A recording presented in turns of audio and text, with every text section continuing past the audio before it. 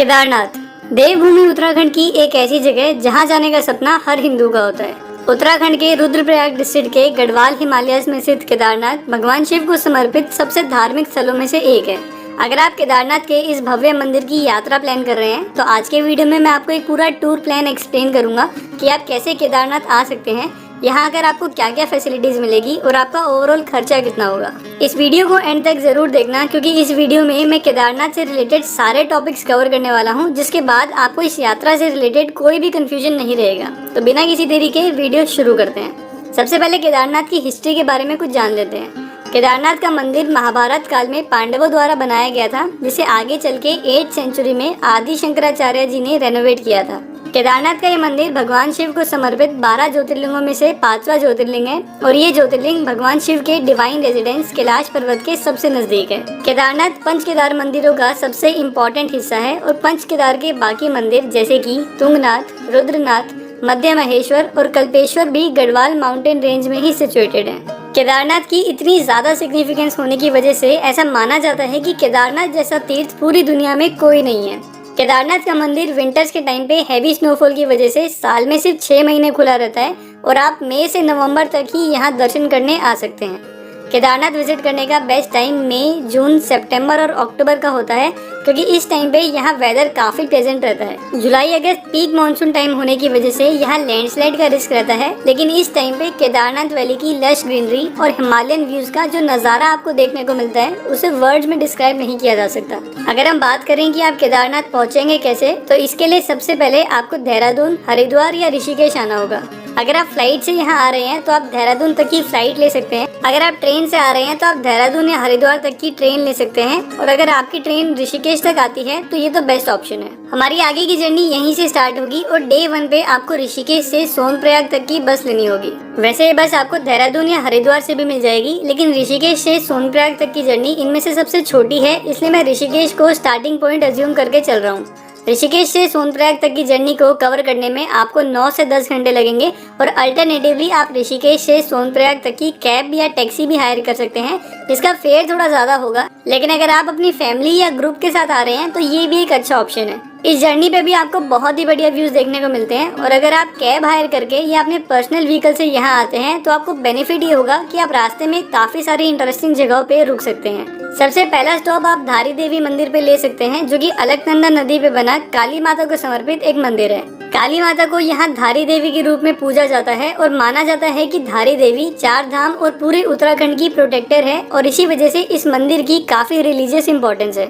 इसके बाद आप रुद्रप्रयाग में अलकनंदा और मंदाकिनी नदी के संगम को विटनेस कर सकते हैं।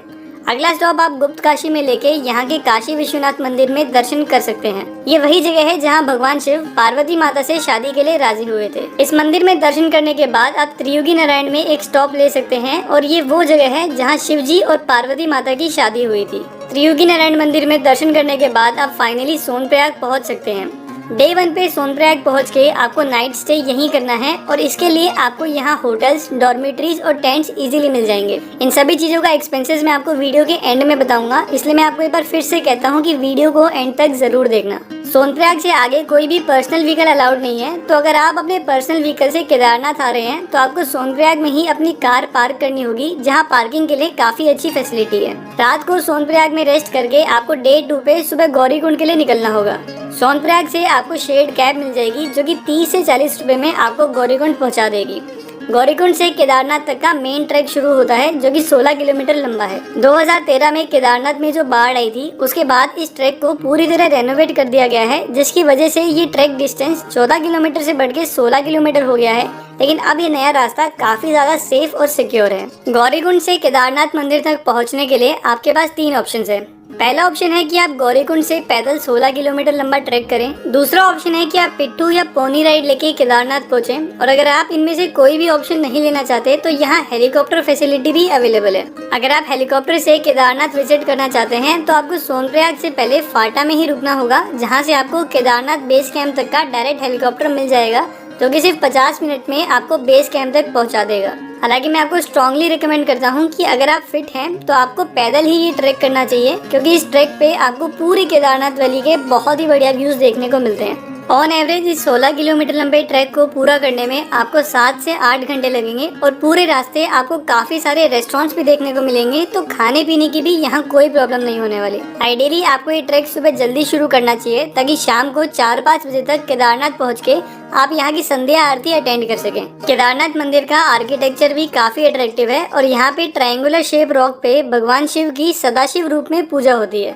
शाम के टाइम पे केदारनाथ मंदिर में सिर्फ बाहर से ही दर्शन होते हैं, लेकिन सुबह के टाइम पे आप अच्छे से मंदिर के अंदर जाके पूजा और दर्शन कर सकते हैं। रात के स्टे के लिए भी केदारनाथ में काफी ऑप्शंस है और आप मंदिर के पास वाले होटल्स या गेस्ट हाउस या केदारनाथ मंदिर से सिर्फ 1 किलोमीटर पहले बेस कैंप के होटल्स, गेस्ट हाउस या टेंट्स में स्टे कर सकते हैं। डे 3 पे आप सुबह जल्दी उठ के केदारनाथ मंदिर की सुबह की आरती अटेंड कर सकते हैं। इस टाइम पे आप मंदिर के अंदर जाके पूरे मंदिर के दर्शन और पूजा कर सकते हैं। केदारनाथ मंदिर के snow capped mountains, fresh air, यहाँ बहने वाली मंदाकिनी नदी और यहाँ की पॉजिटिव वाइब से आप अपनी सारी थकान 1 सेकंड में ही भूल जाएंगे। केदारनाथ मंदिर में दर्शन करने के बाद आप मंदिर के जस्ट पीछे आदि शंकराचार्य जी की समाधि में भी विजिट कर सकते हैं। आदि शंकराचार्य एक बहुत बड़े वैदिक स्कॉलर थे जिन्होंने अद्वैत विचार का काफी प्रचार किया था और केदारनाथ का ये मंदिर भी उन्होंने ही रेनोवेट कराया था। इसके बाद आप यहाँ के भैरवनाथ मंदिर में भी विजिट कर सकते हैं। भैरवनाथ मंदिर केदारनाथ मंदिर से सिर्फ 600 मीटर दूर है और ये मंदिर भगवान शिव के डिस्ट्रक्टिव अवतार भैरव बाबा को समर्पित है। इस मंदिर तक पहुंचने के लिए आपको थोड़ी सी ट्रैकिंग करनी होगी और यहाँ से आपको हिमालयाज और केदारनाथ वैली का बहुत ही बढ़िया व्यू देखने को मिलता है। भैरवनाथ मंदिर में दर्शन करने के बाद आप वासुकी ताल तक का ट्रैक भी कर सकते हैं, जो कि 14,200 फीट के ऑल्टीट्यूड पे स्थित एक बहुत ही सुंदर लेक है। वासुकी ताल केदारनाथ मंदिर से 7 किलोमीटर पे लोकेटेड है और ये ट्रैक थोड़ा सा डिफिकल्ट है, इसलिए आपको ये ट्रैक किसी गाइड के साथ ही करना चाहिए। इस पूरे रास्ते में आपको बहुत ही बढ़िया नेचुरल ब्यूटी देखने को मिलती है और यहाँ पे आपको एक बहुत ही रेयर हिमालयन फ्लावर ब्रह्म कमल भी देखने को मिलता है, जो कि एक बहुत ही सीक्रेट फ्लावर है जिसे किंग ऑफ हिमालयन फ्लावर के नाम से भी जाना जाता है। इस पूरे ट्रैक को कंप्लीट करके वापस केदारनाथ मंदिर तक पहुंचने में आपको 7 से 8 घंटे लगेंगे, इसलिए डे 3 पे भी आपको अपना दिन सुबह जल्दी शुरू करना चाहिए।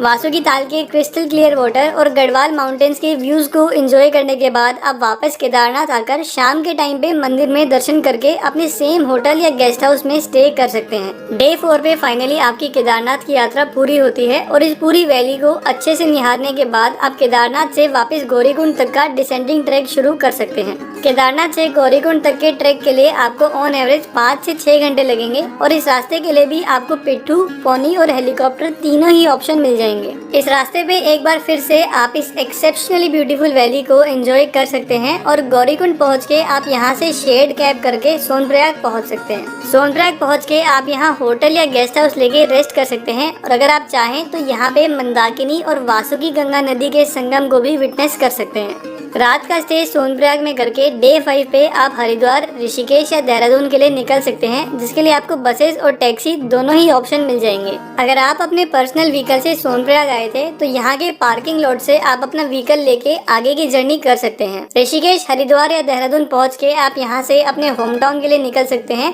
और कुछ इस तरह आप अपनी केदारनाथ की यात्रा प्लान कर सकते हैं। अभी के टाइम पे उत्तराखंड गवर्नमेंट ने केदारनाथ मंदिर में एक दिन में सिर्फ 13,000 लोगों को आने की ही परमिशन दे रखी है और इसके लिए भी आपको पहले से यहाँ रजिस्ट्रेशन करवाना होगा। ये रजिस्ट्रेशन आप उत्तराखंड टूरिज्म डिपार्टमेंट की ऑनलाइन वेबसाइट या सोनप्रयाग में ऑफलाइन तरीके से भी करवा सकते हैं, लेकिन मैं आपको रेकमेंड करूंगा कि आप अपना रजिस्ट्रेशन ऑनलाइन ही करवा के अपनी जर्नी प्लान करें।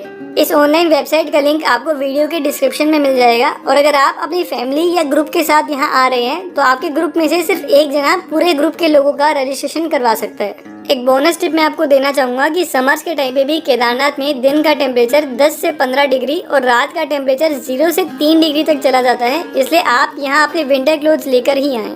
तो अब बात कर लेते हैं इस पूरी यात्रा के बजट के बारे में। तो डे 1 पे आपको ऋषिकेश से सोनप्रयाग तक की बस 500 से 700 रुपए में मिल जाएगी और अगर आप टैक्सी हायर करते हैं तो उसकी कॉस्ट आपको 6 से 7 हजार तक लगेगी। सोनप्रयाग में स्टे के ऑप्शंस की बात करें तो आपको यहाँ होटल का रेंट 1000 से 1200 रुपए तक का मिलेगा और अगर आप डॉर्मेटरीज में रुकते हैं तो उसका रेंट आपको 300 से 400 रुपए तक मिलेगा। अगर आप अपने पर्सनल व्हीकल से सोनप्रयाग आते हैं तो यहाँ के पार्किंग लॉट में आपको 50 रुपए पर डे के हिसाब से पार्किंग फैसिलिटी मिल जाएगी। मील्स की बात करें तो सोनप्रयाग में काफी सारे रेस्टोरेंट्स रेस्टोरेंट्स और फूड स्टॉल है जहां से आपको 100 से 150 रुपए में काफी अच्छा खाना मिल जाएगा। डे 2 पे सोनप्रयाग से गौरीकुंड तक की शेयर्ड कैब का फेयर आपको 30 से 40 रुपए लगेगा और गौरीकुंड से केदारनाथ तक की पोनी राइड का फेयर आपको 2300 रुपए लगेगा और यही राइड अगर आप सोनप्रयाग से लेते हैं तो आपको 2500 रुपए लगेंगे।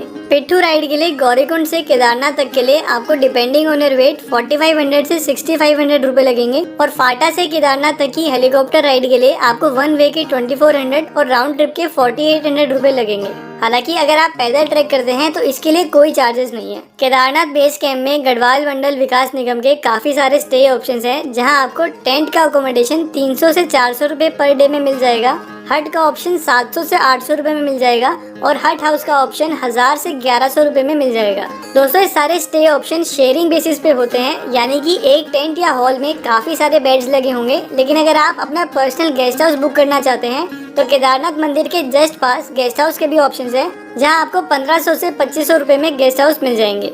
फूड के चार्जेस यहाँ थोड़े से एक्सपेंसिव होते हैं और यहाँ पर मील आपको 200 रुपए में मिल जाएगी। केदारनाथ मंदिर में प्रसाद के भी 3 ऑप्शंस होते हैं और आप 100, 200 और 300 रुपए के अलग अलग प्रसाद के पैकेट्स ले सकते हैं। डे 3 पे भी आपका अकोमोडेशन का खर्चा सेम ही होगा और साइट सीइंग का यहाँ कोई चार्जेस नहीं है। डे 4 पे केदारनाथ से गौरीकुंड तक वापस आने का पोनी, पिट्ठू और हेलीकॉप्टर का खर्चा ऑलमोस्ट सेम ही होगा और सोनप्रयाग पहुँच के भी आपका 1000 से 1200 रुपए में होटल्स और 300 से 400 रुपए में डॉर्मेटरीज के ऑप्शंस मिल जाएंगे। पूरे रास्ते आपको खाने के लिए भी काफी रेस्टोरेंट्स मिल जाएंगे जहां पे आपको पर मील का खर्चा 100 से 150 रुपए तक होगा। डे 5 पे वापस सोनप्रयाग से ऋषिकेश तक की बस आपको सेम 500 से 700 रुपए में मिल जाएगी और वहां से आप अपने होम टाउन के लिए निकल सकते हैं। दोस्तों, मई और जून केदारनाथ में पीक सीजन होता है और अगर इस टाइम पे आप यहाँ आते हैं तो आपको यहाँ भीड़ भी काफी मिलेगी और हर चीज के रेट्स भी आपको यहाँ ज्यादा ही देखने को मिलेंगे। इसलिए मैं आपको रेकमेंड करूंगा कि आप मई जून के अलावा किसी और टाइम पे यहाँ विजिट करने आए।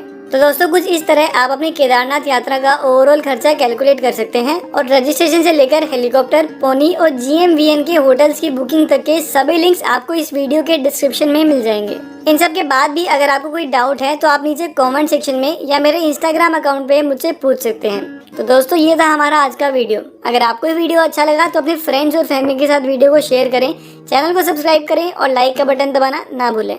अगले वीडियो में मिलते हैं। Till that time, her her Mahadev.